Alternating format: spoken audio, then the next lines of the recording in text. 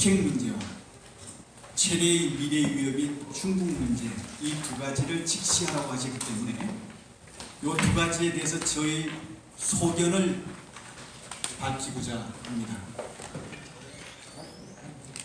먼저 최대의 당면 위협, 북핵 문제를 어떻게 우리가 정리할 것인가 하는 것입니다. 크게 한 세 가지 정도로 한번 정리를 해봤습니다. 북한의 비핵화가 그 가능성이 어느 정도인가 하는 문제. 두 번째는 북한이 핵 보유국이 된다면 어떤 현상이 나타날까 하는 문제. 세 번째는 그렇다면 우리는 어떤 고민과 대책이 필요한가. 이 세 가지에 대해서 한번 정리를 해봤습니다. 제일 먼저 북한의 비핵화 가능성에 대해서는 여기 나와 있는 1, 2, 3번이 뭐냐면 최근에 VOA 미국의 소리방송이죠. 미국의 소리방송에서 동북아의 전문가 33분에게 설문했던 결과입니다. 그 결과를 보면 세 가지 시나리오 중에 제일 3번 시간 끌기를 해서 북한이 핵 보유국으로 나갈 가능성이 가장 높다고 보고 있죠. 한 70%의 전문가들이 여기에 답을 했고요. 그 다음에 이제 2번 스몰 D를 통해서 이제 그 정치적인 타입으로 나갈 것이다 한 게 이제 한 30%, 조금 낮은 수준이죠. 그 다음에 이제 가장 그 낮은 게 바로 빅딜 수용인데 북한이 미국의 빅딜을 수용하고 개방 정책으로 나와서 정상권으로 갈 것이다 라는 예상에 대해서는 34명의 전문가 중에 단 한 명도 답한 사람이 없다는 것이죠. 그래서 북한은 지금 비핵화의 길로 가고 있는 게 아니고 핵 보유국 수순을 밟고 있다라고 얘기하는 게 더 합리적이다 하는 것이죠. 이런 어떤 그 이유는 1991년 남북한 비핵화 합의부터 시작해가지고 그들이 해왔던 지금까지 수많은 거짓과 기만의 행태, 그리고 방금 말씀드린 어떤 설문 결과, 그리고 지금의 어떤 북한의 핵 능력, 많은 학자들 중에 상당수가 이제 한 많게는 80에서 100발, 적게는 30에서 40발을 북한이 핵을 보유하고 있다고 하는데 이 정도 핵을 가지고 있는 나라가 비핵화하는 건 쉽지 않다는 것이죠. 다시 말씀드려서 북한의 핵 수준으로 봤을 때 비핵화로 갈 수 있는 임계점을 지났다 이렇게 보는 게 타당하다는 것이죠. 그 다음에 미조야의 분위기 이런 것들을 종합해 봤을 때 북한은 지금 비핵화로 가는 게 아니라 핵 보유국 수준을 밟고 있고 이제 남은 것은 언제쯤 북한이 핵 보유국으로 등단할 것인가 이것만 남았다는 것이죠.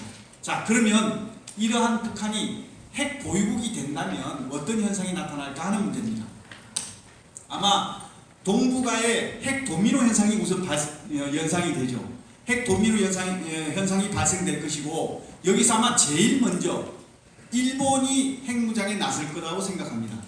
일본이 핵무장 나서면 일본의 핵무장 능력이 어느 정도 될까? 전문가들마다 다수의 차이는 있지만 종합해보면요 한 5개월 정도면 일본이 핵무장을 할 수 있는 능력을 가지고 있다 이렇게 보는 게 일반적인 평가입니다. 그런데 트럼프 대통령이 일본의 핵무장이 미국의 동북아 전략에 긍정적인 영향을 줄 수가 있다 하는 인식을 갖고 있고요.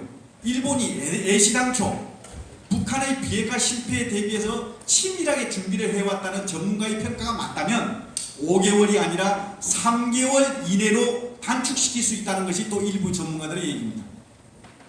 자, 이렇게 되면 일본까지 핵무장을 한 상황이 되면 우리는 어떻게 될까? 그야말로 우리는 대한민국은 주변 북한뿐만 아니라 주변국의 핵으로부터 완전 포위된 상태가 되는 것이죠. 그야말로 핵으로 완전히 포위된 상태, 이 상태를 보면 구한말 안보 상황이 연상이 됩니다. 구한말 조선은 어땠습니까? 주변국들이 전부 다 최첨단 총과 포를 가지고 무장하고 있었는데 그때까지도 조선은 창을 들고 있었습니다. 그러니까 나라를 스스로 지키지 못하고 중국에 붙었다가 러시아에 붙었다가 안되니까 미국 붙었다가 결국은 일본에게 나라를 뺏긴 것이죠. 이렇게 지금 어떤 우리가 북한의 비핵화에 매몰돼서 주변에 상황을 잘 직시하지 못하면 또다시 구한말과 같은 상황을 맞이할 수 있다 하는 것이죠. 그래서 저는 6.25 70주년을 맞이해서 지금 더 이상 늦기 전에 자위권적 핵무장에 대한 진지한 고민이 필요한 때다라는 말씀을 드리고자 하는 겁니다. 자, 그러면 우리 어떤 고민을 해야 될 것인가? 그게 이제 한 3가지 정도는 반드시 고민을 해야 된다 저는 생각합니다. 그 3가지가 뭐냐? 첫 번째는 이런 어떤 북한과 일본까지도 핵무장을 한 상태에서 완전히 주변국으로부터 핵으로 포위된 이런 상황에서 과연 우리가 핵 없이 생존 가능한가 하는 것. 두 번째는 핵무장 시에 우리가 받을 도전적 요인과 우리가 얻을 수 있는 기회적 요인이 뭐가 있는가. 또 세 번째는 우리의 핵무장 능력이 어느 정도 되는가. 이 3가지 정도만큼 우리가 명확하게 정리를 하고 있어야 대비가 된다는 것이죠. 그래서 제일 먼저 핵무장 없이 생존이 가능한가부터 한번 정리를 해보면, 결론부터 말씀드리면 핵무장 없이 우리의 생존과 미래는 없다라는 게 결론입니다. 왜 그러냐? 여러분들 알다시피 핵무기와 재래식 무기는 엄청나게 차이가 많지 않습니까? 제가 작전본부장 재직 시절에 20KT 한 발을 서울 모 지역의 상공에 떨어뜨렸습니다. 정말 이게 상상하기가 두려울 정도로요. 반경 5km 이내에 있는 것은 거의 휴지 조각처럼 사라지더라고요. 혹시라도 지하에 있으면 괜찮을까 했는데 지하에 있어도 상관이 없었습니다. 소용이 없었습니다. 문소거처럼 완벽하게 방풍 방열 장치가 되어 있는 상태는 괜찮지만 그렇지 않은 일반 지하시설도 다 모조리 다 거기에 틈만 있으면 다 바람과 열에 의해서 전부 다 휴지 조각처럼 사라져버려요. 그래서 인명피해가 70만에서 100만 정도 되더라고요. 그게 열과 폭풍에 의한 피해죠. 그리고 2차 피해가 이제 방사능과 낙진인데 이 방사능에 의한 피해는 10km 반경까지 가거든요. 그렇게 되면 방사능에 의한 낙진에 의한 피해자가 한 120만 명 되거든요. 합하면 한 200만 명의 인명피해가 생기는 것이죠. 엄청난 겁니다. 핵 한 방에. 이런 가공할 위력 때문에 핵을 가진 자와 핵을 가지지 않은 자가 같이 붙으면요, 핵을 가지지 않은 자가 감당을 할 수가 없는 겁니다. 그래서 결국은 핵을 가지지 못한 자는 핵을 가진 자에게 종속되는 것이죠. 그리고 핵의 인질로 잡혀 있는 겁니다. 그게 바로 핵종속 핵인질 이론인 거거든요. 근데 이제 더 무서운 거는 뭐냐? 핵을 가진 자가 핵을 사용 안 하더라도요, 핵을 가지고 있다는 그 자체만으로도, 그리고 공갈 협박 한마디에 의해서 핵을 가지지 못한 자는 거기에 끌려다닐 수밖에 없는 겁니다. 그게 바로 누클리어 샤도우죠. 그게 핵 그림자입니다. 이러한 핵 그림자 때문에 결국은 우리가 자위권적 핵무장 없이는 우리의 생존과 미래는 없다라는 어떤 그 말씀을 드릴 수가 있는 겁니다. 자, 그러면 우리가 핵무장을 한다고 했을 때 우리가 당면할 도전적 요인은 어떤 것이고 우리가 얻을 수 있는 기회적 요인은 뭐가 있겠는가? 물론 당면한 김영호님 3분 내로 끝내주세요. 반도 못했는데 일단 하다가 시간 되면 제가 다음에 나중에 질문할 때 또 보충. 우리가 극복해야 될 도전적 요인 이것도 많지만 우리가 또 얻을 수 있는 기회적 요인도 굉장히 많습니다. 우리가 그걸 기획을 해야 돼요. 그걸 안 하고 자꾸 도전적 요인만 생각하는 것이죠. 우선 기회적 요인부터 말씀드릴게요. 우리가 핵무장을 하게 되면 얻을 수 있는 것 첫 번째, 공포의 균형을 통해서 주변의 핵을 무력화시킬 수 있다는 것이죠. 핵을 가진 나라끼리는 서로 공격하기 어렵습니다. 더욱이 이격의 능력, 세컨드 스트라이크, 이격의 능력을 가진 그런 어떤 핵 보유국은 더더욱이 공격을 하기 어렵죠. 그 이격을 가진 이격의 능력이라는 것은 이론적으로 책에 나와 있는 건 없습니다. 다만 전문가들의 의견을 종합해보면 핵무기 한 100발 정도 내외 그 정도 가지고 있고 투발 수단을 가지고 있으면 이격을 가지고 있다고, 세컨드 스트라이크를 가지고 있다고 얘기하죠. 우리가 이격까지 확보를 한다면, 세컨드 스트라이크까지 확보한다면 주변국의 핵에 대해서 당당하게 대처할 수 있는 그런 능력을 갖게 되는 것이고, 그래서 주변국의 핵을 무력화시킬 수 있다는 것이죠. 또 두 번째는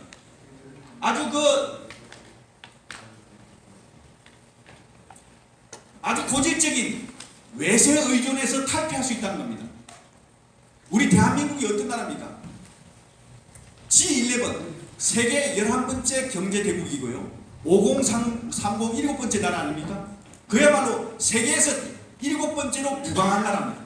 이런 나라가 단지 핵이 없다는 이유로 온유울에 개 끌려 다니듯이 북한과 외세에 이리저리 끌려 다니는 게 이게 말이 됩니까? 안 된다고 생각합니다.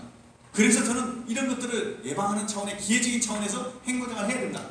세 번째, 국방비의 효율성입니다. 이건 뭐냐? 매년 우리가 전력청강기로 들어가는 돈이 10조 원이거든요. 이 10조 원이 매년 들어갑니다. 대부분이 재래식 무기를 보강하는 것이죠. 근데 이 10조 원의 전력청강기가 들어가는데요. 핵무기 만드는 데 들어가는 소요되는 돈이 1.5조 원이에요. 초기 비용 1.5조 원을 투입해서 핵무기를 만들면 매년 1천억 정도의 관리비만 유지하면 되는 거예요. 굉장히 어떻게 보면 효율적인 어떤 무기가 되는 것이죠. 그래서 이런 국방비의 효율성, 이것을 우리가 기회적인 요인으로 볼 수가 있다. 그 다음에 두 번째, 만만치 않습니다. 도전적 요인도. 이 도전적 요인 첫 번째가 NPT 탈퇴거든요. NPT 탈퇴라는 것은 결국 국제사회에 이탈하는 겁니다. 그 다음에 부담이 되는 것이죠. 그런데요, NPT 10조 1항에 보면 이렇게 적혀 있습니다. 그 국가가 국가 이익이 위태로울 때는 NPT를 탈퇴할 수 있다. 이런 조항이 있어요. 우리가 북한이 실질적인 핵 보유국이 되고 그리고 일본까지 핵무장을 한 상태라면 우리의 국가 이익이 심각한 위협에 처해지는 것이죠. 그래서 우리는 그만큼 충분한 명분이 있다는 것이죠. 더욱이 또 일본이 핵무장을 하는 과정에서 NPT를 탈퇴하는데 우리는 왜 탈퇴를 못합니까? 얼마든지 할 수 있다는 것이죠. 그래서 NPT 탈퇴 문제에 대해서 너무 부담 가질 필요 없다. 두 번째, 한반도 비핵화에 대한 부담. 이 한반도 비핵화에는요, 전제가 있습니다. 그 전제가 뭐냐? 첫 번째가 북한이 핵을 가지지 않는다는 전제가 있고요. 두 번째는 일본이 핵무장하지 않는다는 전제가 있어요. 이 두 개의 전제가 다 허물어졌잖아요. 이 두 개의 전제가 허물어진 상태는 결국은 뭐냐? 죽은 자식 뭐 만지는 거나 똑같은 거예요. 이미 폐기 처분된 명분에 집착해서 국가 생존이라는, 국민의 안전이라는 그런 어떤 중차대한 부분을 방기해서는 안 된다는 그런 말씀을 드리는 겁니다. 그 다음에 세 번째, 경제 제재에 직면한 거거든요. 이 경제 제재가 가장 민감하면서도 굉장히 우려되는 것이죠. 합리적인 의심입니다. 그런데요, 이것도 잘 보면 틈이 있어요. 뭐냐? 경제 제재를 하는 주체가 누굽니까? 미국이잖아요. 미국의 핵무장을 시도했던 나라들에 대한 경제 제재를 잘 분석해 보면 답이 있어요. 뭐냐? 미국과 가치와 이념이 같은 나라거나 또 국가 이익이 공유되는 나라에 대한 핵무장이 그 나라들이 핵무장을 할 때는요, 거기에 대해서는 경제 제재를 아주 가볍게 했거나 아니면 아예 안 했습니다. 영국이 그랬고, 프랑스가 그랬고, 이스라엘이 그랬고, 인도가 그랬습니다. 일본이 핵무장에 나설 때 미국이 경제 제재를 할까요? 저는 안 할 가능성이 99%입니다. 한다 하더라도 하는 형식만 하겠죠. 그런데 일본은 경제 제재를 안 하면서 우리 대한민국만 경제 제재를 한다? 이거는 미국의 합리주의적인 사고로 이해가 안 되는 것이죠. 그래서 이런 경제 제재 부분, 이 부분에 대해서도 너무 부담 가질 필요는 없다. 충분히 극복 가능하다. 그래서 1분 내로 끝내주세요. 일각에서는 요거 북핵 문제만 하겠습니다. 1분 내로 끝내시고 나중에 또 발언 드릴게요. IAEA 농축 우라늄을 차단해서 원자력 발전을 못하게 할 것이다. 우리가 핵무기를 시도하면. 근데요, IAEA에서 농축 우라늄을 차단해서 우리 원자력 발전소를 가동을 못하게 한다. 굉장히 심각한 거죠. 그럼 전력 대란이 생기니까. 그런데 그거는 걱정 안 해도 됩니다. 왜? 지금요, 농축 우라늄을 원자력 발전소를 가동하는데 3년치 예비량을 가지고 있어요. 그리고 추가적으로 우리가 노력하면 5년치, 10년치 확보 가능합니다. 충분히 사전에 확보를 하면 거기에 대해서 걱정 안 해도 된다는 겁니다. 너무 무리할 필요가 없다. 그래서 이런 어떤 앞에 말씀드린 도전적 요인들은요, 극복 대상이지 우리의 생존을 포기하는 핑계거리가 되어서는 안 된다 하는 것이 제가 드리는 말씀입니다. 그 다음 마지막, 우리의 핵무장 능력이 그럼 있느냐 없느냐, 이게 중요한 것이죠. 2015년도에 퍼슨 박사가 연구한 자료를 보면요, 우리 대한민국의 핵무장 능력은 5년 이내에 가능하다고 되어 있습니다. 근데 5년 이내에 가능한데 우리 여기 지금 김태우 박사님도 계시지만 핵 박사님들께서 우리 국내에 계시는 핵 박사님들 말씀하시는 것은 2년 이내에도 충분히 가능하다는 겁니다. 왜? 이것이 핵을 가지는 어떤 연료라든지 설계 도면, 그 다음에 운반수단, 이런 세 가지 조건을 다 우리가 가질 수 있는 충분한 능력을 가지고 있다는 거예요. 잠재력을. 그래서 정부에서 의지만 가진다면 2년 이내에 가능하다는 겁니다. 그러면 우리가 핵무장을 지금 당장에 할 것이냐? 그건 아니죠. 일단 북한의 그 비핵화에 대한 노력을, 국제사회의 노력에 대해서 적극 공조하고 동참해 나가면서, 그러면서 당장의 북한의 핵 위협에 대비해서 미국의 해구산과 그 전술핵을 공유하는 문제를 좀 더 발전시켜 나가면서 명분을 찾아 나가면 되는 거예요. 이렇게 하면서 그 내부적으로 플랜 B를 가동해가지고 우리가 핵무장을 할 수 있는 준비를 차분차분하게 해 나간다면, 지금 일본과 우리가 5년 정도의 차이인데요, 이 시차를 1년 이내, 6개월 이내에 줄일 수 있도록 사전 치밀한 준비를 해야 된다는 겁니다. 그게 제가 드리는 말씀입니다. 감사합니다. 예. 저